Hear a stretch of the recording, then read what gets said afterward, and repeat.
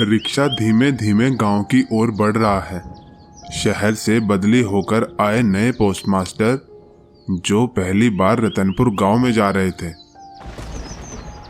बाबूजी, क्या आप ही नए पोस्टमास्टर हैं रतनपुर के? हाँ भाई, मैं ही वहाँ का नया पोस्टमास्टर हूँ। पहली बार मेरी पोस्टिंग किसी गांव में हुई है और रतनपुर में पहली बार ही जा रहा हूँ। क्या वहाँ के डाकघर के बारे में आपने कुछ सुना है? नहीं, मैंने तो ऐसा कुछ नहीं सुना है वहाँ के बारे में। क्यों, कोई वहाँ पर परेशानी है क्या? नहीं, परेशानी तो कोई नहीं है। मैं भी रतनपुर से ही हूँ। बहुत कम लोग इस गांव में आते हैं। यहाँ पर लोग कहते हैं जो वो पुराना डाकघर है ना, वो बहुत अजीब है बाबूजी। रात को अजीब अजीब आवाज़ें आती हैं। लालटेन खुद पे खुद जल उठती है। पिछले कई सालों से ऐसा ही हो रहा है। ये सब सुनकर तो एक कहानी सी लगती है, पर आप ऐसे कह रहे हो जैसे सच हो। मैंने खुद वो आवाज़ सुनी है बाबूजी। टन टन की आवाज़ पूरी रात गूंजती है, जैसे कोई अदृश्य आत्मा कुछ कहना चाहती हो, और वो रात भर भटकती रहती है। लोग रात ढलने से पहले ही उस रास्ते से जाना बंद कर देते हैं। आप तो शहर के आदमी हैं, संभल कर रहिएगा बाबूजी। मेरे लिए इन बातों पर विश्वास करना थोड़ा मुश्किल है, पर फिर भी अगर आप कह रहे हैं तो मैं थोड़ा ध्यान रखूँगा। अभी हमें रतनपुर पहुँचने में कितना टाइम लग जाएगा? बस थोड़ी दूर और रह गया है बाबूजी। मैं थोड़ा रिक्शा जल्दी लेकर चलता हूँ। ये सब सुनने के बाद अजय की आंखों में अब हल्की चिंता और जिज्ञासा दोनों झलक रही थी। आसमान में बादल घिराए थे, जैसे बारिश होने ही वाली हो। कड़कड़ाती बिजली और ढलता दिन। कुछ देर चलने के बाद वो लोग रतनपुर गांव पहुंच जाते हैं।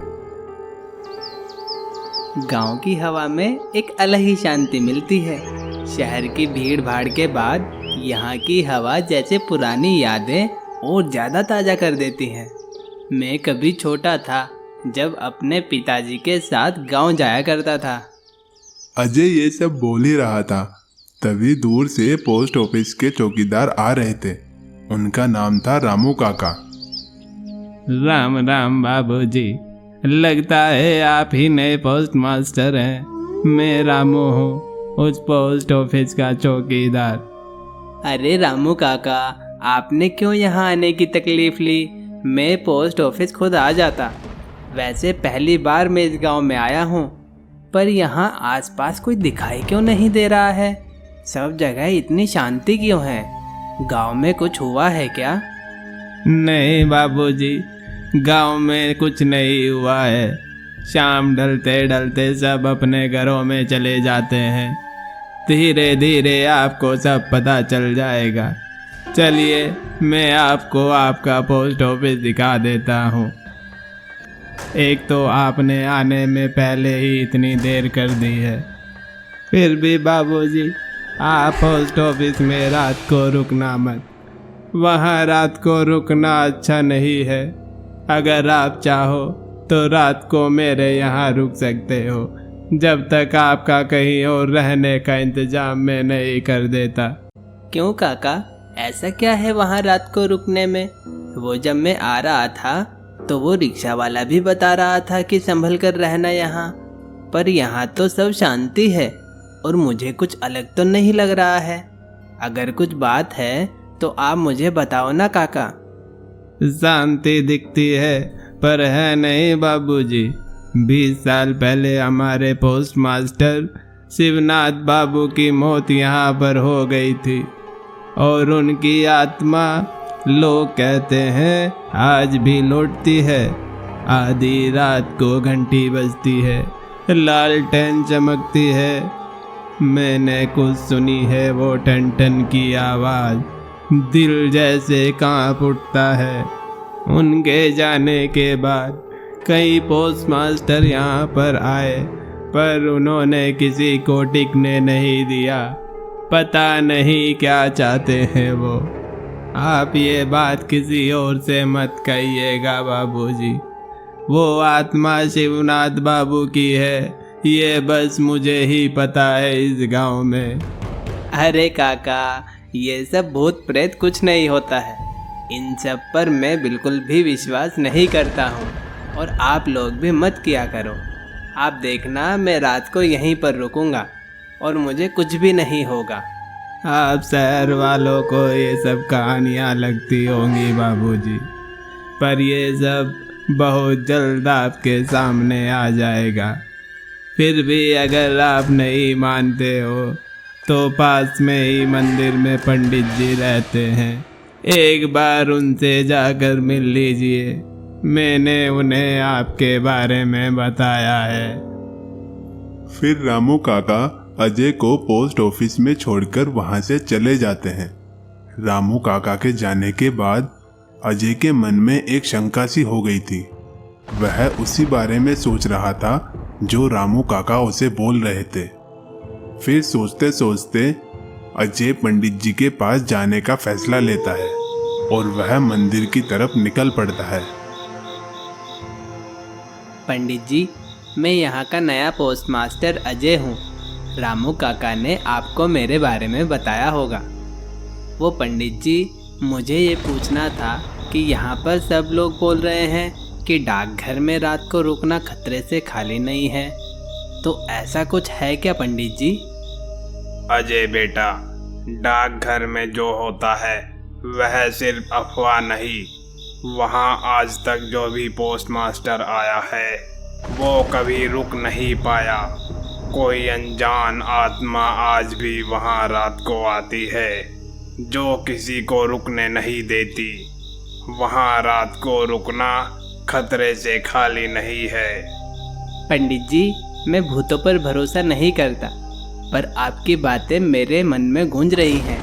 अगर सच में कुछ है तो मैं फिर भी ध्यान रखूंगा, पर जब तक मैं खुद वहाँ नहीं रुक जाता, मेरे लिए इन बातों पर यकीन करना बहुत मुश्किल है। ठीक है बेटा, जैसा तुम्हें ठीक लगे। मेरा काम तुम्हें बताने का था।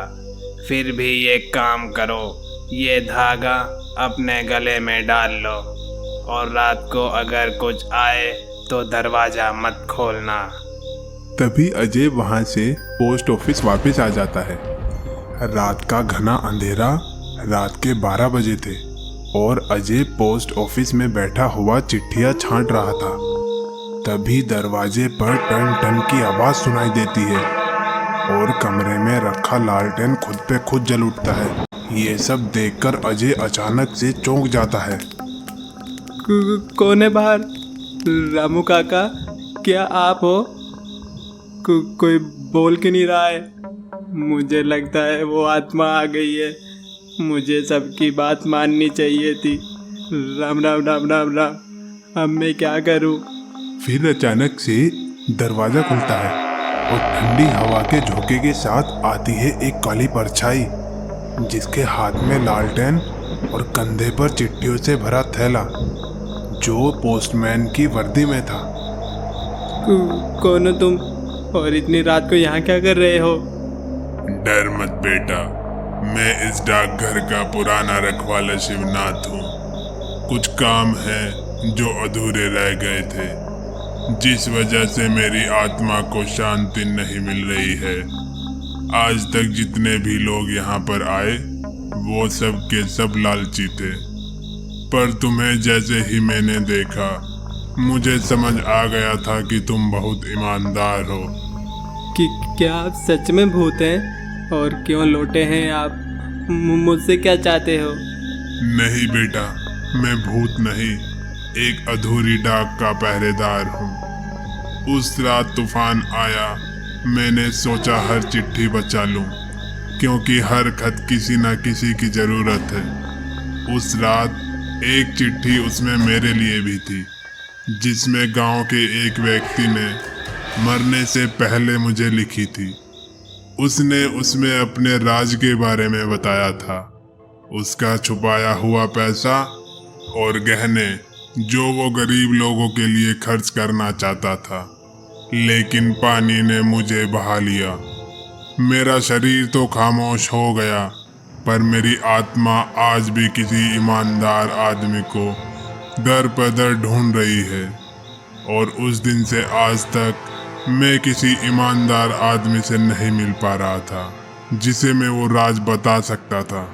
20 साल पहले से हर अमावस्या की रात को लौटता हूँ। किसी का इंतजार था जो सुने, ताकि ये खत अपने असली घर पहुंचा सकूं और वो पैसा जो गरीबों को मिलना चाहिए था उन तक जा सके। ये लो, इस खत में सब राज लिखा है। अब मेरी आत्मा को शांति मिल जाएगी। अगर ऐसी बात है तो आप चिंता न करें, ये खत मैं सबको पहुंचा दूंगा और जो वो पैसा और गहने हैं वो भी मैं गरीबों में बांट दूंगा। ये सब सुनने के बाद शिवनाथ की आत्मा तेज रोशनी में बदलकर गायब हो जाती है। फिर अगली सुबह अजय सारी बातें रामू काका और पंडित जी को बताता है और उन्हें वो चिट्ठियों से भरा थैला भी दिखाता है। ये सब देखने के बाद पंडित जी बोलते हैं, हे भगवान, वही खत जो तूफान में गायब हो गए थे। इसका मतलब शिवनाथ बाबू सच में लौटे। अपना कर्तव्य निभाने के लिए वो दर बदर भटक रहे थे। अब समझ आया, वो आत्मा डराने नहीं, अपना अधूरा काम पूरा करने आती थी और हम पागल थे जो समझते थे कि वो सबको नुकसान पहुंचाने आती है। फिर वो लोग मिलकर अधूरे खत जो रह गए थे वो सबको बांटने लगते हैं और वो छिपाया हुआ धन और गहने वो भी गरीबों में बांट देते हैं। दोस्तों, अगर आपको वीडियो पसंद आए तो चैनल को सब्सक्राइब ज़रूर करें। आपके एक सब्सक्राइब से हमें नेक्स्ट वीडियो बनाने की मोटिवेशन